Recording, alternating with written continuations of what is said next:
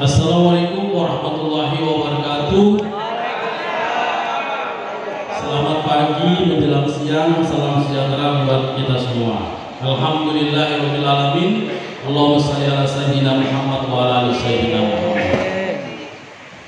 Memang MC sangatlah cantik.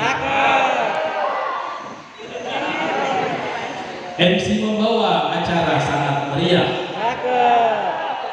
Pengurus PAPSI sudah dilantik, semoga PAPSI membawa berkah. Tidak ada persiapan pantun, karena saya tadi malam jam 12 diminta oleh protokol menyampaikan sambutan. Padahal agendanya ke Anggana, jadi belok, nggak jadi ke Anggana, ke Kota Bandung. Ya. Alhamdulillahirabbil alamin. Yang saya hormati pengurus PAPSI Provinsi Kalimantan Timur, Pak Karyono beserta jajaran, yang saya hormati pengurus PAPSI Kabupaten Kutai Kartanegara, Pak Timbayan dan seluruh jajaran. Yang saya hormati kecamatan, pemerintah kecamatan Kota Bangun diwakili Pak Sekcam dan jajaran serta Forkopimcam Kecamatan Kota Bangun. Yang saya hormati Pak Camat Kota Bangun Darat yang mewakili beserta Forkopimcam Kecamatan Kota Bangun Darat. Yang saya hormati seluruh kepala desa, ya, kepala desa di Kota Bangun Darat, kepala desa di Kota Bangun, serta hadir tengah-tengah kita teman-teman dari pengurus PAPSI Kecamatan Tenggarong Seberang. Ya. Mana lagi yang hadir? Tenggarong Seberang aja. Ya, terima kasih jauh-jauh Tenggarong Seberang ya. Alhamdulillah bisa bersilaturahmi ke Kecamatan Kota Bangun, mudah-mudahan menambah berkah dan panjang umur dan rezeki. Ya, saya hormati ketua dan pengurus PAPSI yang baru saya hormati ketua dan pengurus PAPSI Kecamatan Kota Bangun, pengurus PAPSI, ketua dan pengurus PAPSI Kecamatan Kota Bangun Darat, para anggota BPD yang hadir, yang hari ini sama-sama insyaallah diberkahi Allah oleh Allah Subhanahu wa taala. Pertama-tama izinkan kami untuk menyampaikan permohonan maaf Bapak Bupati Kutai Kartanegara, Bapak Dr. Andes Edi Damas MSI. Beliau seyogyanya hadir di tengah-tengah kita untuk menghadiri kegiatan pelantikan PAPSI Kota Bangun dan Kota Bangun Darat ini. Namun bersamaan dengan ini beliau saat ini lagi keluar daerah untuk melaksanakan beberapa agenda yang memang tidak bisa diwakilkan. Jadi beliau menyampaikan salam, selain permohonan maaf dan salam kepada kita semua, dan mendoakan agar para pengurus PAPSI atau PAPSI ini bisa memberikan kontribusi terbaik di Kabupaten Kutai Kartanegara untuk membangun desa dan Kutai Kartanegara pada umumnya. Yang kedua, kami diminta untuk membacakan sambutan beliau pada acara ini yang insyaallah sebentar lagi kami akan bacakan. Mudah-mudahan bisa mengganti kehadiran beliau dan mudah-mudahan kita bisa memaklumi kondisi ini. Baik Bapak dan Ibu sekalian, kami langsung saja untuk membacakan sambutan Bapak Bupati Kutai Kartanegara. Bismillahirrahmanirrahim. Assalamualaikum warahmatullahi wabarakatuh. Salam sejahtera bagi kita semua. Puji syukur kita panjatkan kepada Allah Subhanahu wa taala atas limpahan rahmat dan hidayahnya. Kita semua dapat hadir dalam keadaan sehat dan penuh semangat di acara pelantikan pengurus persatuan anggota Badan Permusyawaratan Desa seluruh Indonesia atau PAPSI di Kecamatan Kota Bangun dan Kecamatan Kota Bangun Darat. Saya mengucapkan selamat kepada pengurus PAPSI yang baru dilantik. Semoga amanah yang telah diberikan dapat diemban dengan sebaik-baiknya dan dapat memberikan kontribusi nyata bagi kemajuan desanya masing-masing. Bapak Ibu hadirin yang berbahagia, peran strategis PAPSI sebagai bagian dari Badan Permusyawaratan Desa atau BPD, peran PAPSI adalah ujung tombak dalam melibatkan masyarakat dalam proses pembangunan. PAPSI hadir untuk memperkuat peran BPD, memberikan wadah bagi aspirasi masyarakat, dan meningkatkan kapasitas pengurus desa dalam menjalankan tugas-tugasnya. Keberadaan PAPSI tidak hanya sebagai lembaga formal, tetapi peran strategis Papsi juga sebagai motor penggerak pembangunan yang mengakar dan responsif terhadap kebutuhan nyata masyarakat desa. Membangun desa melalui sinergi. Pembangunan desa tidak dapat dilakukan sendirian. Diperlukan sinergi antara pemerintah, masyarakat, dan lembaga desa seperti BPD dan Papsi. Kerjasama yang baik akan menghasilkan dampak yang positif dan berkelanjutan bagi perkembangan desa. Dengan bergabungnya desa-desa di Kecamatan Kota Bangun dan Kecamatan Kota Bangun Darat dalam Papsi, saya yakin kerjasama antar desa dan sinergi dengan pemerintah desa akan semakin terjalin erat. Sinergi antara Papsi, BPD, dan pemerintah desa harus menjadi fondasi kuat dalam merencanakan dan melaksanakan berbagai program pembangunan. Selanjutnya juga kami menginginkan peran dalam mensukseskan program Ukar Idaman. Dengan perubahan paradigma dalam program Ukar Idaman telah melahirkan suasana dinamis bagi penyelenggaraan pemerintahan desa, sehingga dapat memacu perkembangan desa secara lebih baik dan terus bergeliat melaksanakan pembangunan di berbagai bidang melalui program Ukar Idaman. Saya mengharapkan dukungan seluruh lapisan masyarakat sukseskan program Ukar Idaman di Kabupaten Kutai Kartanegara dalam membangun masyarakat yang sejahtera dan berbahagia. Bapak Ibu hadirin yang berbahagia, kepada pengurus yang baru dilantik, amanah ini bukanlah suatu beban, melainkan sebuah kepercayaan besar dari masyarakat. Dengan itu saya mengajak seluruh pengurus untuk bekerja keras, jujur, dan tulus dalam menjalankan tugas dan tanggung jawab yang telah dipercayakan. Pesan dan harapan saya kepada pengurus Papsi yang baru dilantik: pertama, tingkatkan kapasitas diri secara terus-menerus. Kedua, dengarkan dan perhatikan aspirasi masyarakat dengan seksama. Ketiga, jalinlah kerjasama yang erat dengan semua pihak terkait demi kebaikan bersama. Bapak Ibu hadirin yang berbahagia, terakhir, semoga Papsi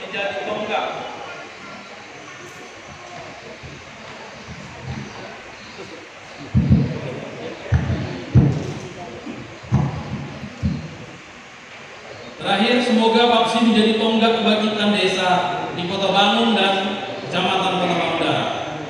Selamat bekerja bersama program Ukar Idaman. Kita bangun desa yang lebih maju, sejahtera, dan berbahagia. Sekian dan terima kasih. Billahi taufiq wal hidayah. Wassalamualaikum warahmatullahi wabarakatuh. Kota Bangun, 23 Januari 2024, Bupati Kota Kartanegara Dr. Nesli Idamasa MSI. Demikian sambutan Bupati Kota Kartanegara telah saya bacakan. Namun undangan itu ada dua, undang Bupati dan undang Dinas PMD. Izinkan saya, setelah saya mewakili Bupati, saya juga ikut menghadiri undangan yang disampaikan ke saya selaku Kepala Dinas. Untuk itu saya sambung sedikit, mudah-mudahan masih berkenan. Karena tugas kami juga selaku dinas yang diberi kewenangan membantu Bupati dalam memfasilitasi pemerintahan desa dan masyarakat desa. Terkait dengan itu, paling tidak ada dua hal yang mau saya sampaikan dalam kesempatan ini, melengkapi atau melanjutkan sambutan Bupati Kota Kartanegara. Yang pertama, Bapak Ibu sekalian, kami selaku dinas yang diberi tugas Bupati untuk membina, memfasilitasi pemerintahan desa dan desa, terus berupaya keras bagaimana perangkat-perangkat atau unsur-unsur yang terkait dengan pembangunan dalam pemerintahan desa itu kami inginkan bekerjasama dengan baik dengan pemerintah daerah, sehingga tugas-tugas kita bisa kita laksanakan dengan baik, sehingga berdampak bagi kemajuan desa dan kesejahteraan masyarakat desa. Itu yang pertama. Terkait itu, kami selalu melakukan evaluasi terhadap penyelenggaraan pemerintahan desa yang dilakukan oleh pemerintah desa dan BPD.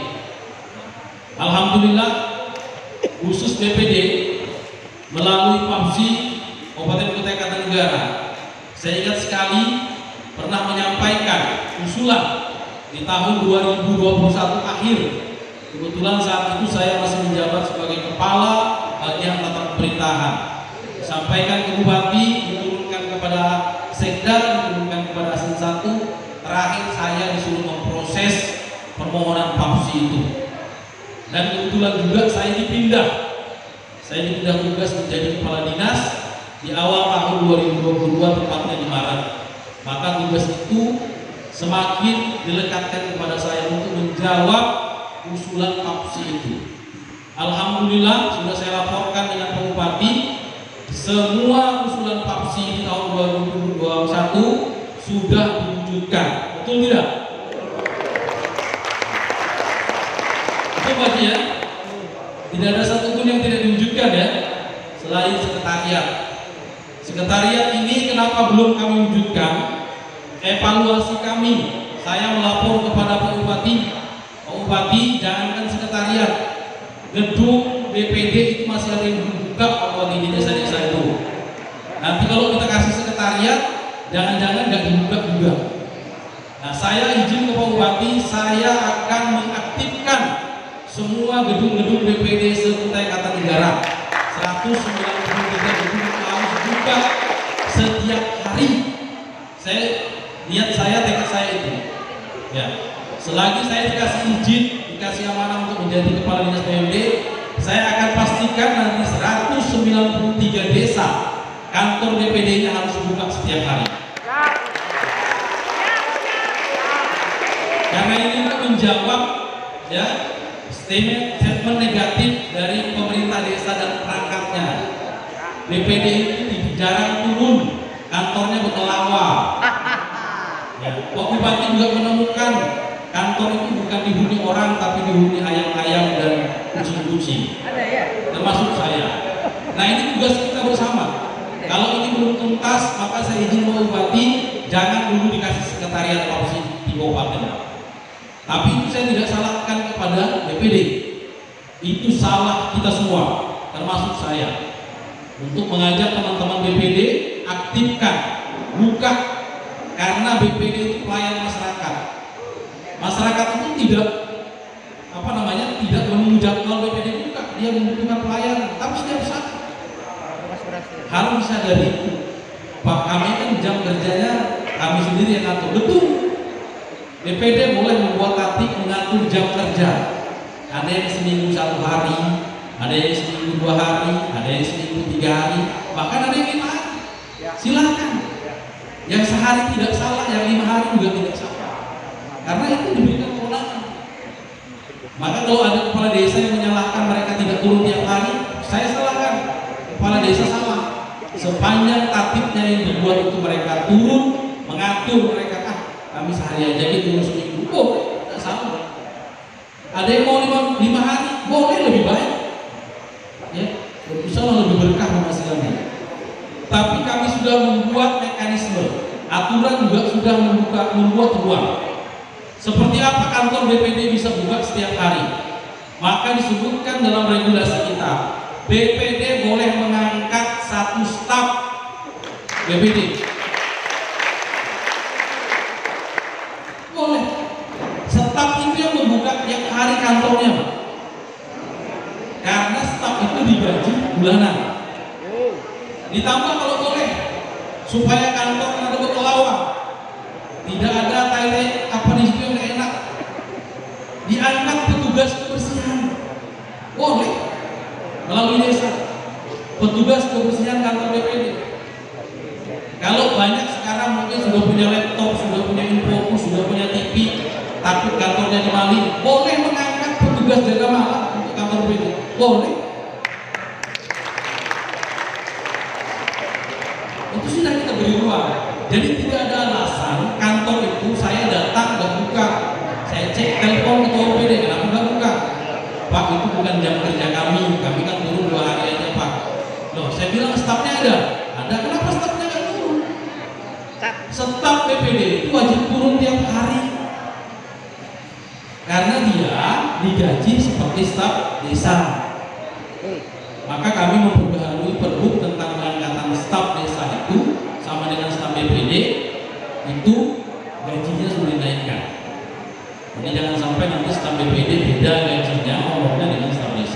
Itu Bapak dan Ibu sekalian, pada momen ini saya sampaikan dan ini mohon diperhatikan. Jangan sampai nanti kantor BPD itu bukanya ngikuti jam kerja tapi BPD. Sumpah ya teman. Masyarakat itu mau menyampaikan aspirasinya nggak nunggu ke kantor. Seperti itu harus dikondisikan. Jadi kalau tahun ini niat kita untuk memastikan 193 kantor BPD itu buka bukan hal yang mustahil. Pasti bisa kalau ada kemauan. Bisa ya? Saya titipkan lewat Papsi, pastikan mulai akhir Januari ini wajib buka kantor BPD. Nggak ada lagi tutup.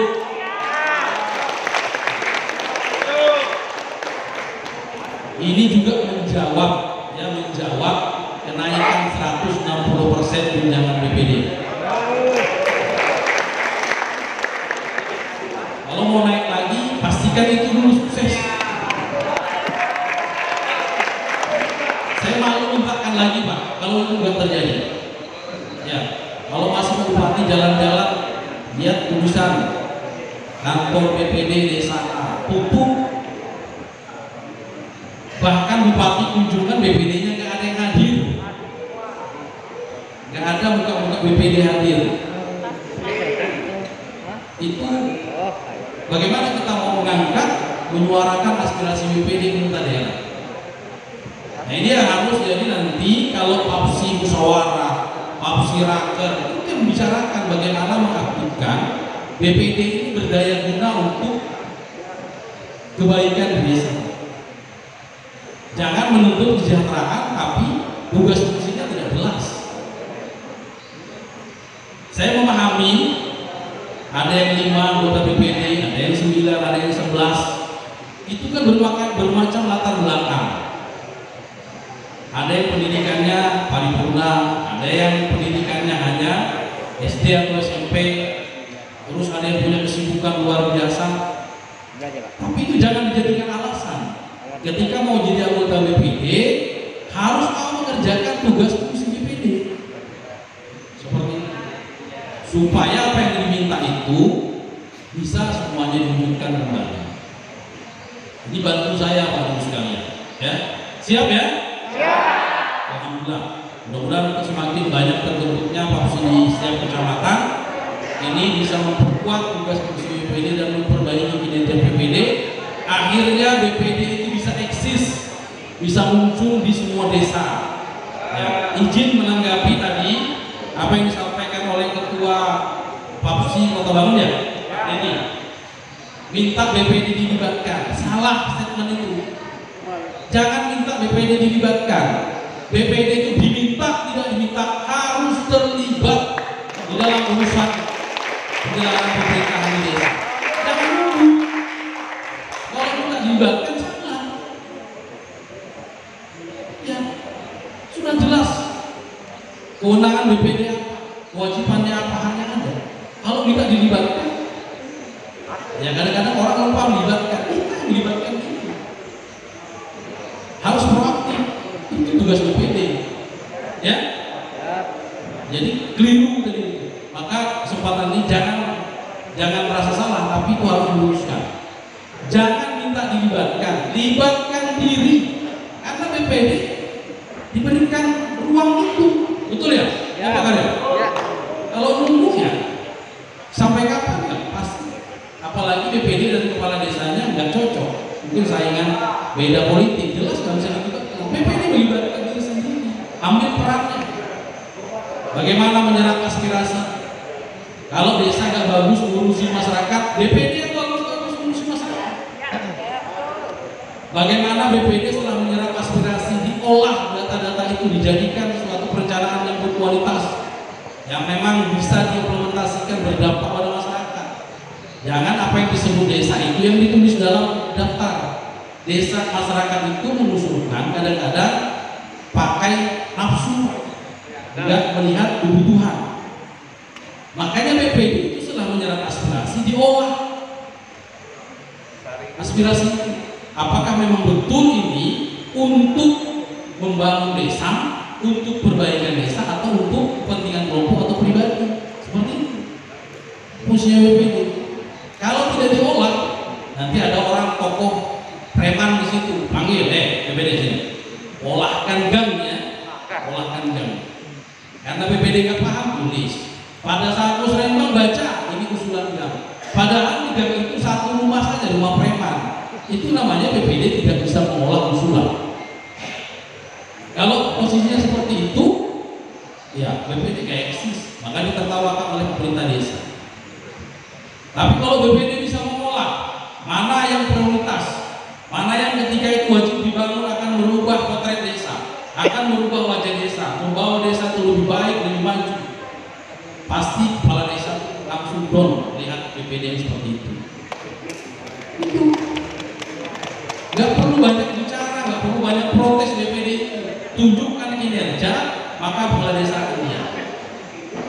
Itu yang saya lihat teman-teman. Ya. Terakhirlah, karena ini panjang lebar, perut sudah bunyi-bunyi sempat sarapan. Ya. Saya terbuka di sini. Saat ini teman-teman BPD iri bersama kepala-kepala desa dapat THR.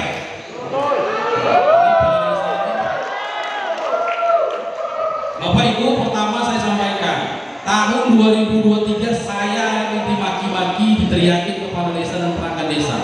Karena menaikkan tunjangan BPD 160%, mereka 30% saja. Saya sampaikan bupati suruh 65. Ya. Suruh kepala desa bekerja, perangkat desa bekerja. Jangan mau naik-naik disamakan begitu. Saya sampaikan, diam kepala desa, diam perangkat. Alhamdulillah dalam evaluasi terakhir desa kita semakin maju. Desa mandiri semakin banyak, proses pengelolaan keuangan desa semakin transparan, semakin terarah. Ya, bahwa bupati menepati janjinya, menaikkan tunjangan. Bapak Ibu tahu berapa tunjangan kepala desa? 540.000. Berapa tunjangan sekdes? 350.000. Dulu 2004 dinaikkan, berikan penghargaan. Kemudian kajiannya lagi, ya, karena ADD naik. Ini teman-teman Papsi minta dinaikkan ADD. Menyewa narasumber dari umum. Salah kajiannya, Pak. Benar salah. Sebelum saya disampaikan, saya sudah mengkaji bersama bupati. Kalau uangnya ada, kita naik. Kasih banyak-banyak desa itu. Karena bupati itu konsepnya adalah membangun desa. Tanpa diminta dinaik. Saya nggak tahu persennya berapa itu ADD 2004 itu sendiri dari 320 miliar menjadi 680 miliar. 14%. Nah, saya lihat itu lebih melampau dari kajiannya teman-teman Papsi, ya. Apa-apa? Yakini saja bupati itu berpihak kepada desa, berpihak kepada kepala desa, perangkat desa dan BPD. Yakin enggak? Yakin. Ini kan nyamuk ini. Yakin.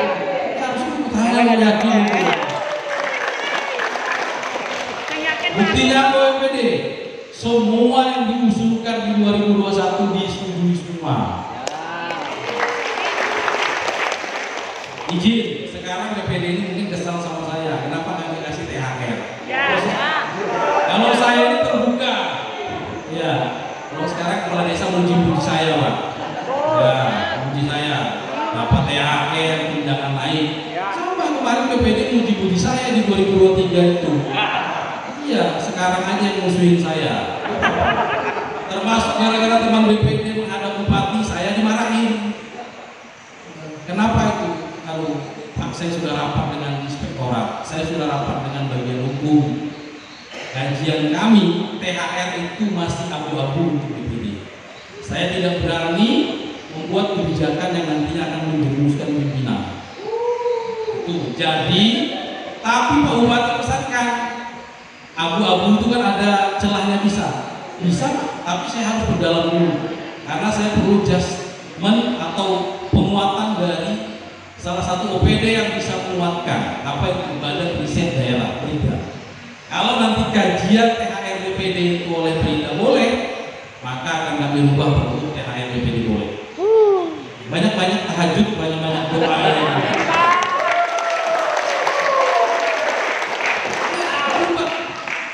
Kemarin disampaikan saya berau, saya tanya berau, dasarmu apa, argumenmu apa, mengasih BPD THR, itu kan cuma 50% dari siltap. BPD nggak punya siltap, yang punya siltap itu pemerintah desa. Salah kan bunyinya, nggak bisa mereka menjelaskan ke saya. Nah, saya belum bisa mengikuti perbuknya berau, dan saya cari nggak ada referensi lain. Tapi sekarang jangan khawatir teman-teman BPD, kami bersurat ke Brida minta dilakukan kajian THR BPD. Kalau nanti kajian keluar membolehkan BPD dikasih THR, segera saya ubah perbuknya untuk BPD dikasih THR. Karena kita bekerjanya berdasarkan legal ya, berdasarkan aturan yang jelas. Bukan saya benci sama BPD. Enggak kan? Yakin saya nggak benci sama BPD kan? Masa saya benci sama cantik-cantik begini kan? Buktinya 2023 itu kita bahas semua usulan yang boleh, kita setuju semua.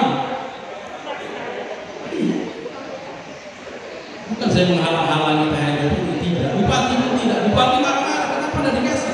Pak izin, saya masih belum meyakini ada regulasi yang bisa kuat menyatakan BPD. Saya jelaskan Pak, di peraturan Menteri Keuangan tentang THR itu bagi aparatur yang ada siltapnya, itu jelas Pak. Siltap itu penghasilan tetap, ya, itu bunyinya di peraturan Menteri Keuangan.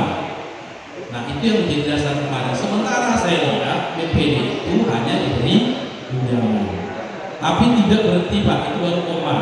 Karena Bupati masih mencari seperti apa BPD dapat THR. Saya bilang Pak, saya sudah merapatkan dengan inspektorat selaku yang bisa memberi HP sebagai hukum, sama pandangannya. Ketika peraturan Menteri Keuangan itu dasarnya adalah siltap, ya kita sama itu. Tapi satu lagi Pak, tempat berjuang, tempat mudah-mudahan nanti Brida menemukan pemikiran atau menemukan alasan yang kuat BPD bisa diberi THR. Dan mudah-mudahan hasil itu bisa tahun ini juga. Jadi jangan salahkan saya, jangan salahkan Bupati kalau THR itu belum bisa kami tulis di perubahan pergub tentang THR ya, seperti itu. Ini saya sampaikan terbuka. Bupati itu selalu ketemu BPD, mana THR-nya? Izin Pak, masih di kami koordinasikan dengan Brida. Beliau nggak enak Pak, langsung ditelepon. Saya nggak tahu apakah di depan Bapak pengurus opsi dalam saya atau sudah pulang. Langsung untuk saya ini ketemu pengurus opsi. Sidang minta THR Pak Kadis. Berdirian dengan kepala desa urusi siapa? Padahal sudah lapor, maka dapat disposisial. Tidak masalah. Itu memang tugas saya, kewajiban saya untuk mengurus ini. Sabar, yang penting sabar. Jangan demo, nanti kalau demo bahaya Pak. Ya? Artinya sekarang regulasi yang menguatkan untuk THR, ya ini dimilikinya kepala desa dan perangkat desa. Ya mudah-mudahan nanti Brida menemukan regulasi yang bisa menguatkan BPD bisa diberi THR. Tambahannya juga kemarin Bapak Ibu sekalian, BPD ini kan bermacam latar belakang profesi. Ada yang guru, ada yang tentara, ya kayak Pak Gustami, ada yang karyawan perusahaan. Itu sudah banyak sudah dapat THR Pak. Saya sampaikan Bupati tetap foto. Kalau seperti kondisinya, saya buka semua dari saya tutupi Pak. Inventarisir, klasifikasi. BPD yang guru nggak usah dikasih, BPD yang tentara nggak usah dikasih. Iya, bantu saya data itu Pak. Vaksin ngurus itu nanti saya kasihkan ke Brida. Sekian puluh atau sekian ratus anggota BPD itu latar belakangnya dia tidak punya pekerjaannya hanya BPD. Apakah bisa jadi pertimbangan ke THR? Itu datanya harus disampaikan. Tapi kalau saya berpegang kepada Permenku PMK yang hanya dapat THR itu siltap, itu satu. Tapi bupati tetap nyuruh. Kalau siltap, kan ada BPD yang memang tidak ada kerjaannya Pak, dan lain apa namanya, saya sampaikan seperti itu, ada, ya Pak. Klasifikasi, inventarisasi, siapa? Saya bilang. Nah ini bantu Pak Susi segera kerjakan data siapa anggota BPD-nya yang bukan guru, bukan PNS, bukan karyawan perusahaan, bukan TNI, atau punya penghasilan tetap. Yang notabene itu sudah dapat THR, masa double dapat THR? Enggak boleh. Sumber THR itu uang negara juga. Ya. Uang yang diusahakan, uang yang ditransfer. Beda dengan uang PADES, pendapatan asli desa, uang yang diusahakan. Itu boleh. Mau dijadikan THR boleh. Kalau desa yang sudah punya PADES, pendapatan asli desa, mau bagi THR dengan BPD, itu uang yang diusahakan, uang yang didapat sendiri. Beda dengan uang dana transfer ya, yang kita gunakan selama ini untuk membayar THR. Bisa dipahami ya? Baik, tugas saya menyelesaikan mencari dasar yang kuat untuk memberi THR BPD, termasuk nanti secepatnya membuat data pengklasifikasian anggota BPD yang tidak bekerja hanya sebagai BPD. Ya, tugas Bapak dan Ibu sekalian bantu data itu kalau cepat nanti kita kasihkan ke Brida untuk dijadikan dasar. Nah, keputusannya kita tunggu risetnya Brida. Artinya saya sampaikan terbuka untuk THR BPD tahap pengkajian. Tugas BPD selain mengklasifikasi data membantu kami banyak-banyak sholat tahajud, banyak-banyak berdoa. Semoga nanti para tenaga ahli kajian di Brida itu diberikan pemikiran, dapat hidayah mengizinkan BPD diberi THR. Ya. Baik Bapak Ibu sekalian, mungkin itu yang dapat saya sampaikan pada kesempatan ini. Mudah-mudahan acara kita pada hari ini mendapat berkah dari Allah Subhanahu wa taala dan menjadi amal ibadah bagi kita semua sehingga bisa menjadikan kebaikan kita. Naik motor gede di rumah Pak Camat. Di rumah Pak Camat makan nasi bekepor. Anggota BPD harus diberi hormat. Kalau tidak diberi hormat, hati-hati kena lapor.